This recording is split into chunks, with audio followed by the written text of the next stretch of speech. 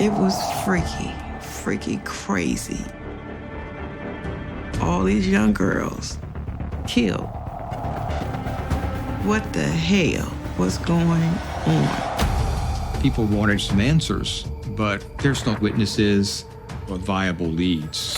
I was scared for me and every other little girl. But I didn't know what was going on. I thought whoever it is, they could get me too. The police make a grisly discovery, and the community is in a panic. We all just lost it. I mean, it was just crazy. Inside her coat pocket is a message for the police.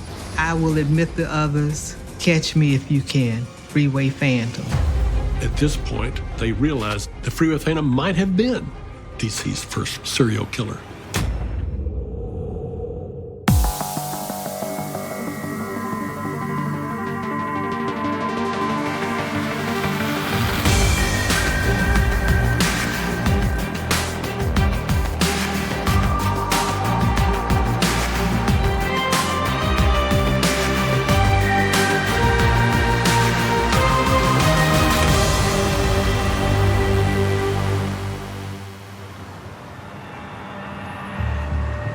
People, we were drawn to this story because the story of the Freeway Phantom, even 50 years later, is terrifying. It's hard to imagine what the people in Washington, D.C. must have been thinking.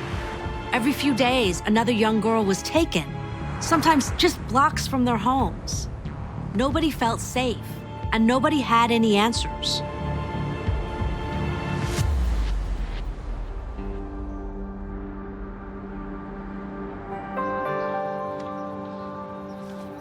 In April 1971, 13-year-old Carol Spinks is nearing the end of 7th grade. She's one of 8 children being raised by a single mom, and she has a constant companion and best friend in her identical twin sister, Carolyn. I'm Carolyn Denise Spinks Morris, identical twin sister of Carol Spinks. Carol and I were very close. We did so many things together. It's like we was like one most of the time. We would fool people a lot. Teachers, friends, everybody, especially when we dressed alike, because people couldn't tell us apart. We had our own different personalities, though. One had a mouth that ran it a lot, and the other didn't. Carl was the quiet one. My name is Evander Spinks, spelled, and I'm the sister to Carol Spinks. Carol was timid. She was small, very small framed. She was maybe 4 feet. And so, even though she was 13 years old, Baby is what we called her. On Sunday, April 25th, Carol and her siblings are inside the family apartment, while their mother, Alantine, goes to visit a relative in Maryland. When my mother was not at home, the rule was you stay in the house. You don't open the door for Jesus Christ if he knocks on the door. Not unless I tell you to let him in.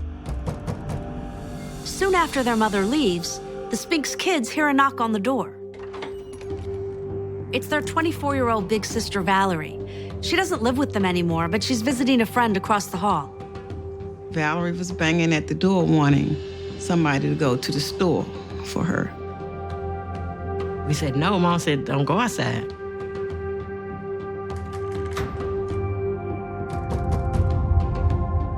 She got angry and kept banging and knocking. And Carol just got tired of it. And Carol said, I'll do it. So she went to their store.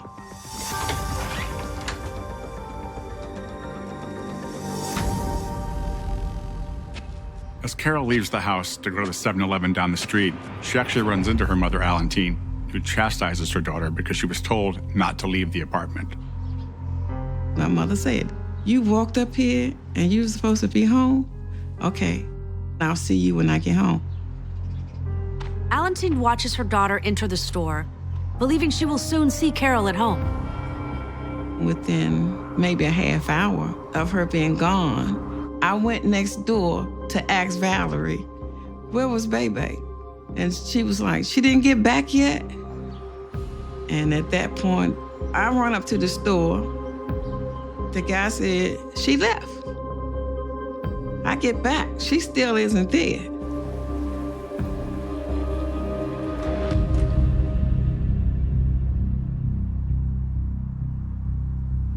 When Alantine arrives home, the level of concern among her children is palpable.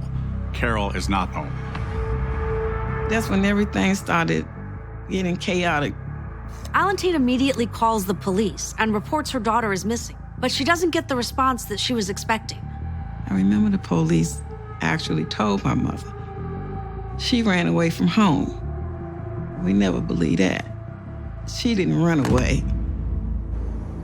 Alantine quickly forms a search party among her friends and neighbors, but after several hours of searching, her daughter Carol still is not to be found. I knew something was wrong. I knew. My mother tried to be strong for all of us, but we could hear. My mother missed her baby. 6 days later, on May 1st, the police make a grim discovery. I'm Romaine Jenkins. I was a sergeant, which was the supervisor in the homicide unit. In the rear of St. Elizabeth's Hospital on Route 295, the body of Carol Spinks was discovered. She had abrasions and bruises to the body and contusion around her throat. It was a terrible scene. The homicide detectives came to our house. And I heard my mother screaming and hollering from somewhere in the back. And that's how I found out. I felt like I let my sister down. And I shouldn't have let her out the house. According to the coroner's report, Carol suffered wounds to her face, neck, and hands, and was sodomized and strangled. The report also reveals another detail. Carol was found with undigested food in her stomach. I'm Jim Trainum. I'm a retired detective from the Metropolitan Police Department. When Carol Spinks was found, she had been missing for several days. And based on the medical examiner, she's alive for a lot of that time because somebody fed her during that time period.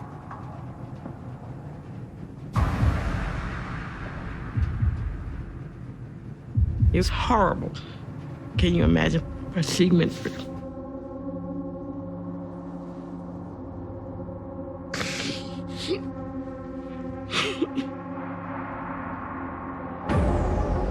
In the days following the discovery of Carol Spinks' body, the DC Metro Police scour the neighborhood, hoping to find out who might have killed her.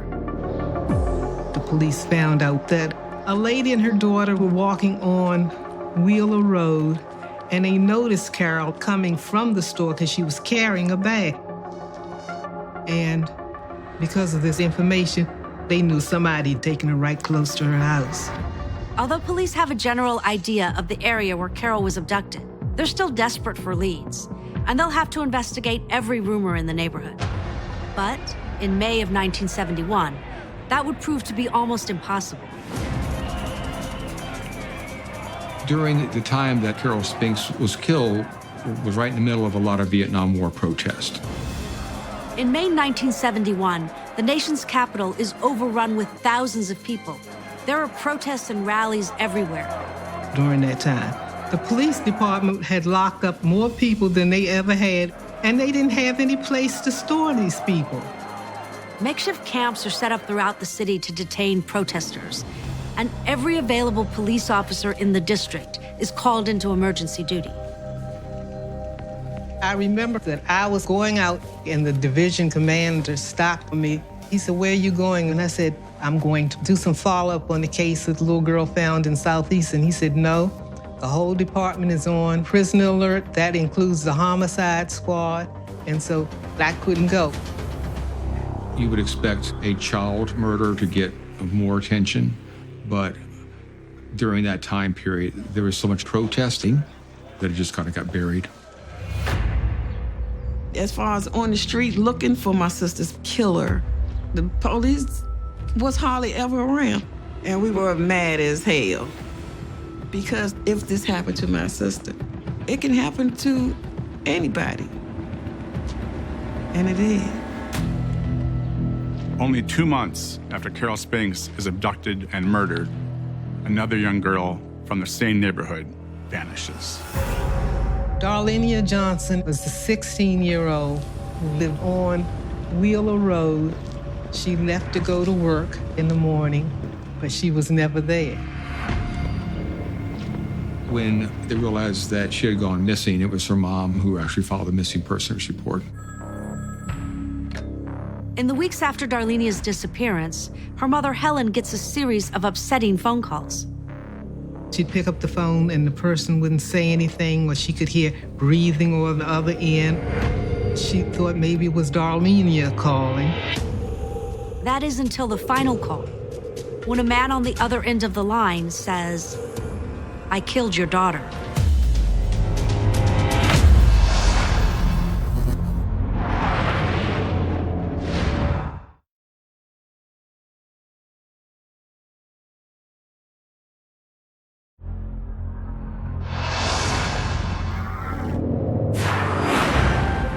In July 1971, 2 months after the murder of Carol Spinks, 16-year-old Darlenia Johnson disappears on her way to work. And over the next 2 weeks, Darlenia's mother, Helen, receives a series of strange phone calls that culminate with a man on the other end of the line saying, "I killed your daughter." Nothing else to say. And the man hung up. After that, Helen called the police. But the police at that time didn't have the technology in order to trace a call. Then, on July 19, 1971, an officer makes a gruesome discovery on the roadside of I-295. It's the decomposing body of a young girl. The medical examiner's office determined that the body's been out in the summer sun 14 days, 15 days. Because of the body's advanced state of decomposition, facial identification is impossible. Police check the missing persons reports, and based upon the clothing, police are able to identify the body as that of Darlenia Johnson. Because of the amount of decomposition, they could not give a manner or a cause of death. Police are convinced that Darlenia has been murdered, and that's because of where she's found. Both Johnson and Spinks were disposed of at the very same location and only about 15 feet away from each other. This led the investigators to believe that they had more than one person killing young black females. When I found out, I was shocked. I was like, what? It happened again? And I remember thinking, I know they're gonna find out something now. 8 days later, another young girl, on the opposite side of the city, is reported missing. I'm Bertha Crockett. I'm Brenda Crockett's sister. Brenda was a beautiful girl. She had a beautiful dimple in her chin, and she loved church. In the early evening of July 27th, 1971, 10-year-old Brenda Crockett is sent to the grocery store by her mother. The mood was good in the house that night. We were all ready to have a good evening and watch a movie. The store was just like a block and a half away, so she should have returned before dark. But after she was gone about an hour, my mom went looking for her. While Brenda's mother is out searching for her, the phone rings back at the house. Bertha answers. It's Brenda. Brenda told me that the white man had picked her up and they were going to send her home in a cab. I could remember thinking, why would you have to be picked up when the store is right around the corner? I just didn't understand everything at that time. I'm just 7 years old. And then the call just ended. A few minutes later, Brenda calls back, and this time her stepfather answers. I can recall him telling her, I'll come for you. Where are you? Just tell me where you are. And I recall her saying, I'm in Virginia. Then Brenda asks her stepdad a question. I remember Brenda asking, did my mom see me? And I remember my dad saying, well, if your mom saw you, she would have gotten you. And she was crying. She was confused and didn't know really what was about to happen to her. And then the phone just hung up. When Mrs. Crockett returns home and hears this story, she immediately contacts the police. When the police came, I remember them asking me questions. And the next morning, I woke up to the most horrific scream. My mom had found out that my sister had been found. In the early morning of July 28, 1971, a hitchhiker walking along Route 50 in nearby Prince George's County, Maryland, comes across the lifeless body of 10-year-old Brenda Crockett. Prince George's County found Brenda lying on her back on the side of the road, and she had been strangled and sexually assaulted. Detectives from Prince George's County investigate Brenda Crockett's murder and take a closer look at these bizarre phone calls from Brenda to see if they contain some sort of clue. The fact that Brenda was asking, did my mother see me, kind of indicated that the killer was concerned that the mother or somebody may have seen him kidnap her. And because of that, it was thought that these calls were scripted by the suspect to throw the investigation off. He probably wasn't a white man. She probably wasn't in Virginia. Unfortunately, police could not trace the source of the calls. After the third girl was killed, I remember news people being on the streets doing their investigative work, and they would talk about it, amongst the neighborhood. And the news will tell you more than the police will tell you. And I was afraid. I was scared. I didn't know what was going on. My mind was so messed up. I thought whoever it is, they could get me too. It was awful. On October 1st, another young girl is abducted from Northeast Washington in broad daylight. 12-year-old Nina Moshe Yates, sent to the store by her father, which is only 1 block away. She gets the items. She's seen leaving the store, but she never makes it back. Then just 2 hours later, off the shoulder of Route 4 in nearby Prince George's County, Nina Moshe's body is found. The PG County Medical Examiner's Office found that she had been raped and strangled. And like the others, there's no witnesses or viable leads. With news of a 4th murdered young girl, the community becomes enraged. All these young girls killed. The neighborhood felt like it was all connected. It had to be. There was a heightened sense of fear. People wanted some answers. Plus, the media pressure was building. The newspaper was running wild with stories. Sometimes you see big, bold type. What is going on? What are the police doing? Like the community, one publication believes this is a single killer, and they dub the perpetrator the Freeway Phantom. They choose this moniker because of a theory that the killer is using the I-295 Beltway as a way to stalk his victims and make his escape. Authorities aren't convinced that the cases are all connected, but with the FBI's help, they do decide to start looking at them collectively. My name is Barry Calvert. I was a special agent with the FBI from 1962 to 1997. The FBI became involved in this investigation primarily with forensics because the police department's laboratory had not grown to the extent that it is now. Police and the FBI carefully re-examined all the evidence from the victims' bodies and crime scenes.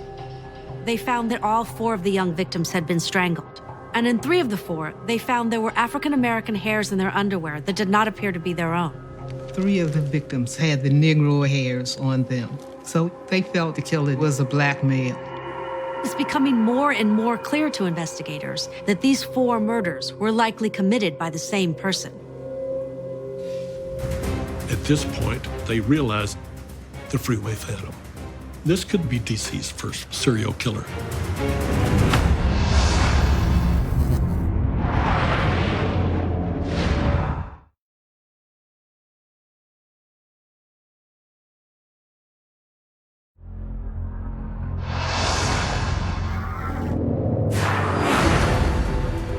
By October 1971, 4 young girls have been brutally slain by what authorities believe might be Washington, D.C.'s first serial killer, the Freeway Phantom. On November 16, 1971, a city already wrought with fear is struck again. The body of 18-year-old Brenda Woodard is found on the access ramp to the Baltimore-Washington Parkway.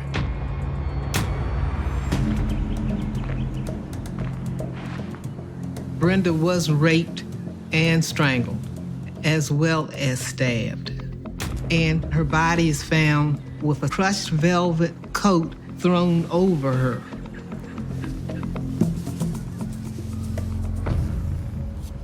Inside her coat pocket is a handwritten note.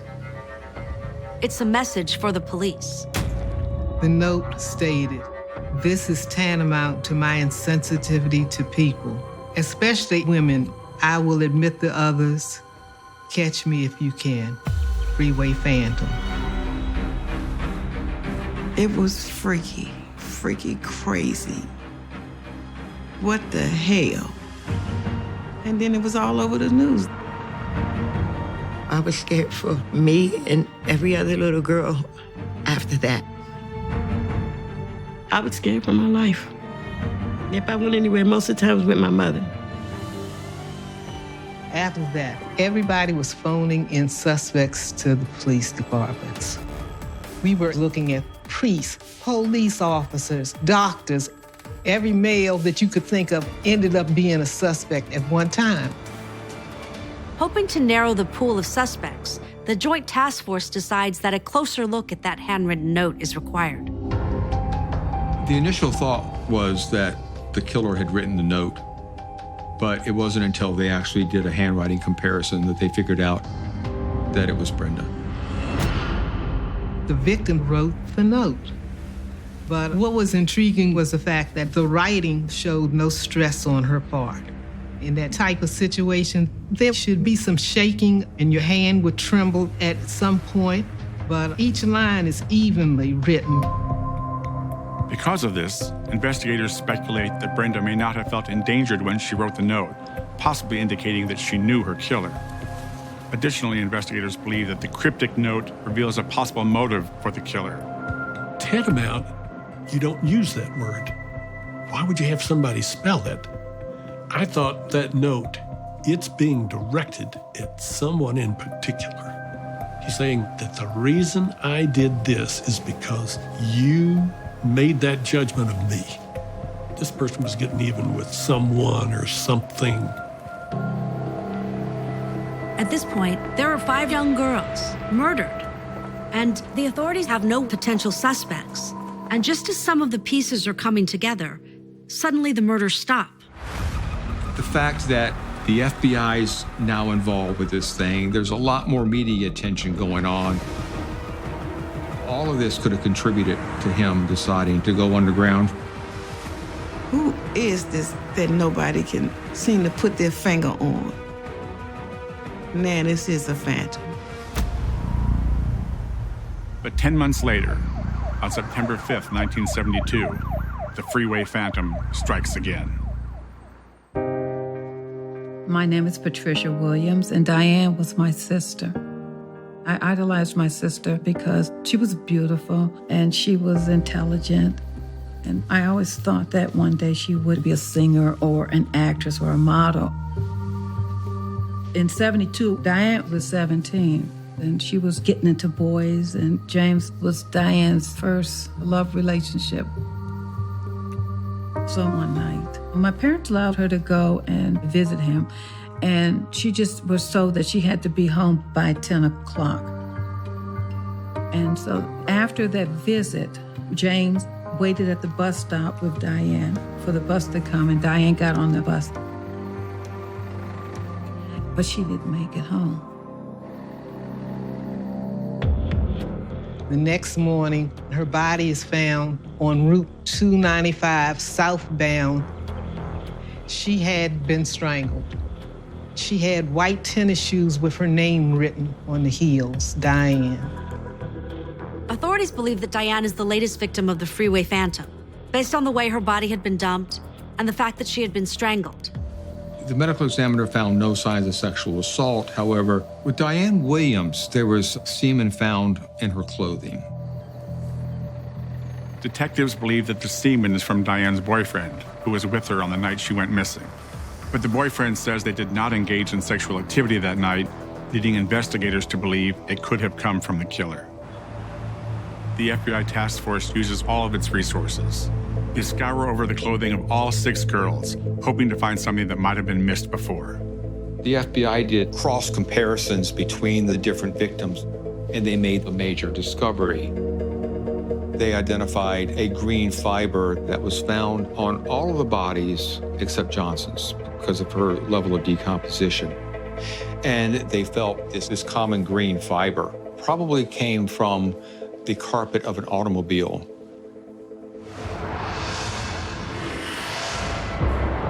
After the green synthetic fibers were found, anybody known to be a predator, they tried to connect them with the cases. Detectives key in on one particular suspect, Robert Askins, an ex-con with a history of rapes, abductions, and murders. But it's actually 2 aspects of his abduction techniques that pique their interest. In one of the cases, he tried to tell the victim to tell the police that she was out in Maryland, similar to what happened with Brenda Crockett, and in the other, having them write a note that attracted the attention of the detectives, similar to what was on the note of Brenda Woodard. When police look at Askin's past, reports of an unusual expression that he frequently uses come up. They interviewed some of his associates, and they discovered that he used the word tantamount frequently. Believing they have their man, police get a search warrant for Askin's home, specifically looking for a rug or carpet that would match the green fibers that were found on most of the victims. There were some items that they found in this house, such as earrings, some buttons that came off of women's clothing, and a knife, but they didn't find any green fibers. Additionally, they were not able to connect any hairs to Askins also. So that was one suspect they had to move on from. In early 1974, investigators learned of another possible suspect already housed in Virginia's notorious Lorton prison. A jailhouse snitch called a homicide detective and told him that Morris Warren had some information on the Freeway cases. He said he knew who kidnapped and killed these girls.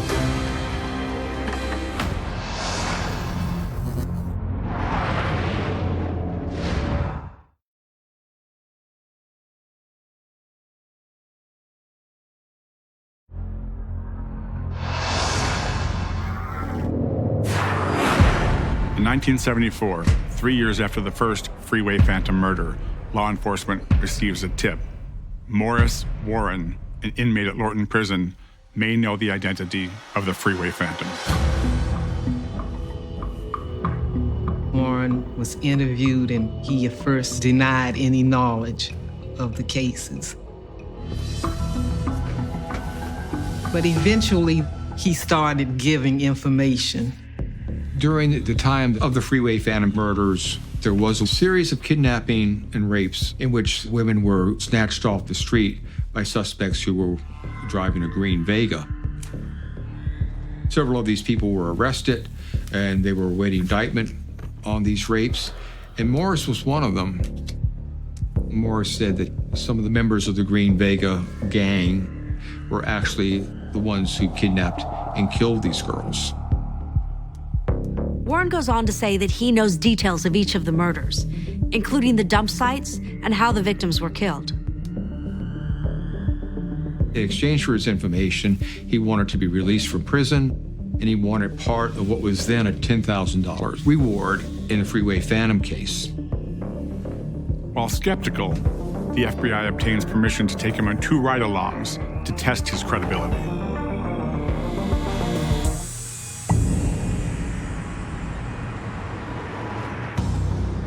On the first ride-along, Warren takes the FBI to the dump sites of 2 victims, Brenda Woodard and Arlenia Johnson.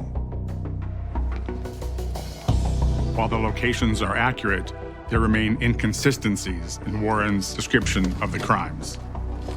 He would oftentimes mix up which victim was which, certain details about the crime scenes, which began to lead some detectives to doubt his credibility. On the second ride-along, a news story about the Freeway Phantom comes over the radio, and all conversation stops. Warren heard something on the car radio about how the Prince George's state's attorney was closing in on the Freeway Phantom killers based on a cooperator who was currently housed at the Lorton Penitentiary. And Warren just kind of freaked out. He figured that he's the only one cooperating and that people were going to realize it was him. And so he wasn't going to cooperate anymore. Investigators scrambled to keep their star witness from recanting his story. But then Warren's credibility crumbles. The investigators discovered that the green Vega, the exact car supposedly used by the suspects to abduct and kill all these girls, was not manufactured until after the spring of 1972, after most of the victims had already been murdered. During their investigation, the FBI intercepted letters between the Green Vega gang members, and Morris admitted in the letters that he had lied to the police to try to get out from under a lengthy prison sentence. After months of wasted time, police eliminate Morris Warren as complicit in the Freeway Phantom murders. Left without a suspect or any strong leads, time begins to slip away, and with it, the task force. After a while, they just run out of viable leads. Other cases come forward, take precedence, and it just gets put on the sideline until something new comes up. You never lost interest in this case. What you had seen and what you had learned about the deaths of these girls was so upsetting. Oftentimes, I would try to make sense out of what this was. What had happened to that person to make him hate so much that the only way to make that hate go away is to watch some little girl die in front of him? That was very, very hard for me to live with. It seems that after 1972, the killings stop altogether. But without any resolution, the families of the victims can't get any closure. After my sister died, we just didn't feel safe anymore. My mom destroyed her. And she would just try and think of who would want to take her daughter, who would want to kill this angel. In the aspect of my sister's death, once a month, I would stop by the police station. I did it for years, just trying to find out what's going on, what's going to happen next. But the police would brush me off because nobody wanted to talk about it, which I never understood why. I don't know if they all gave up, but I feel as though 90% of them gave up. Over the years, the Freeway Phantom murders become just a painful memory to the people who investigated them, tarnishing the reputation of the DC Police Department. While the man who murdered 6 young girls might still walk the streets of Washington, D.C. In 1987, Detective Romaine Jenkins has now been promoted to sergeant, and she is in a position to do something about this case. Somebody's got to speak for the children, and that's what I felt my job was. And because I was a supervisor over 7 homicide detectives, I was in a position to make sure that everything that could have been done would be done on this case. But just as soon as the reinvestigation of the Freeway Phantom murders gets underway, Sergeant Jenkins gets a shock.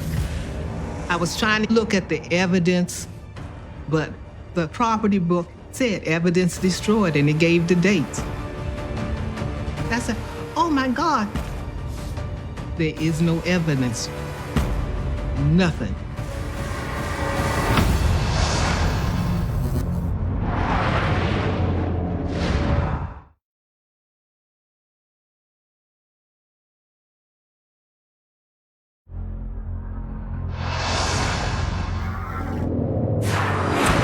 Upon reopening the investigation into the Freeway Phantom murders in 1987, Sergeant Romaine Jenkins makes a startling discovery. Every single piece of forensic evidence, along with the voluminous case files, has been destroyed. They threw away all the evidence. The police came in our house and took all my sister's clothes, her pictures, everything. And now, it's gone.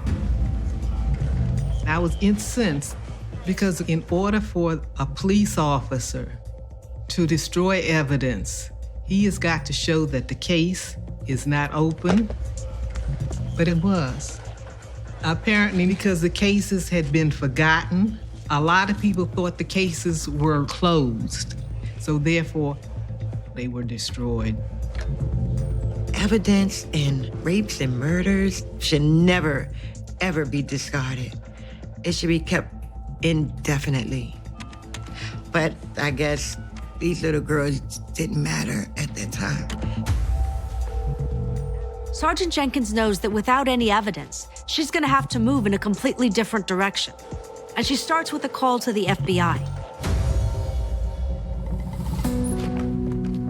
With the FBI's help, Jenkins is able to start reconstructing the destroyed case files.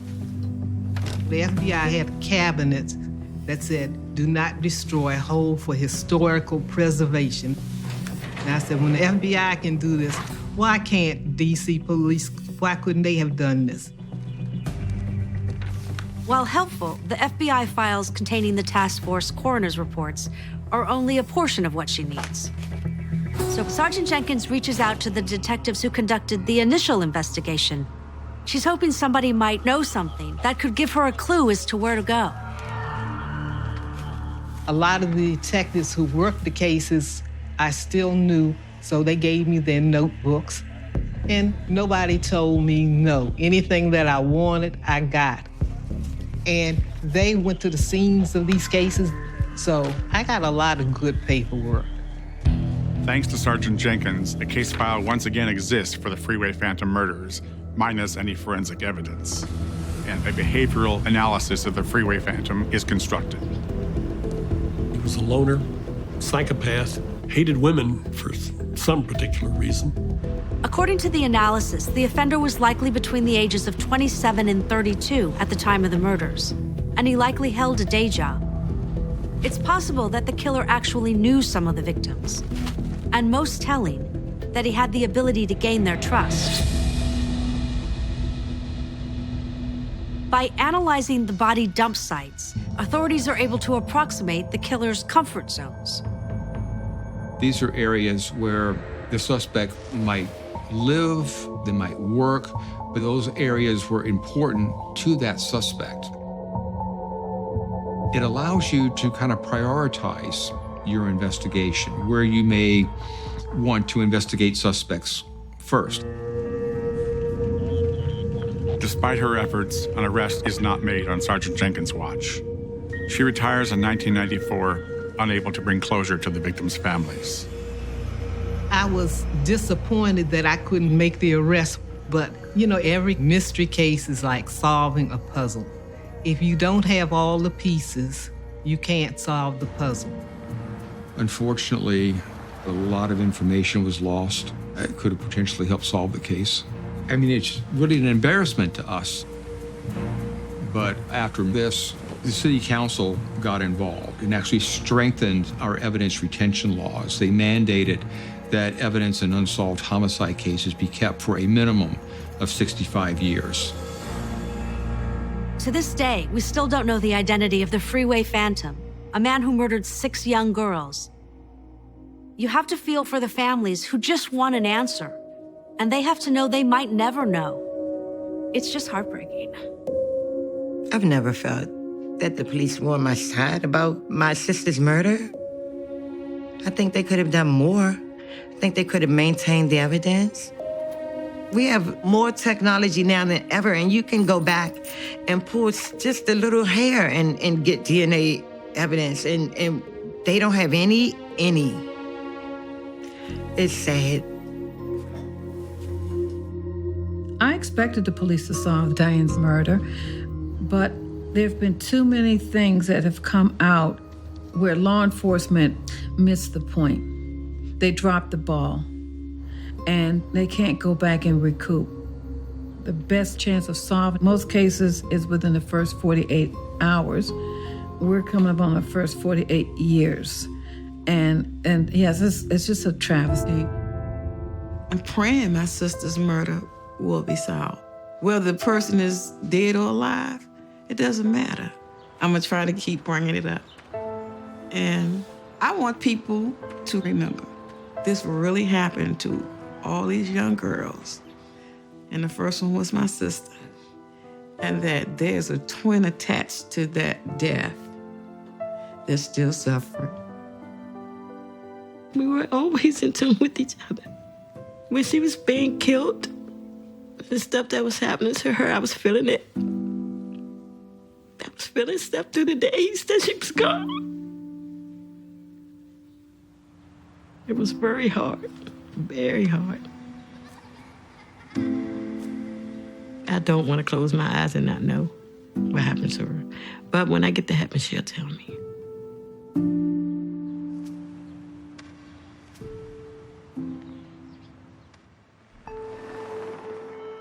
I feel so sorry for the families. The cases should not have been purged because they were never closed. And because they were the first really serial cases in the District of Columbia, those files should have been maintained. I just hope that these cases will be memorialized and we learn from the mistakes that were made. And the public should always be aware of it because it could very well happen again.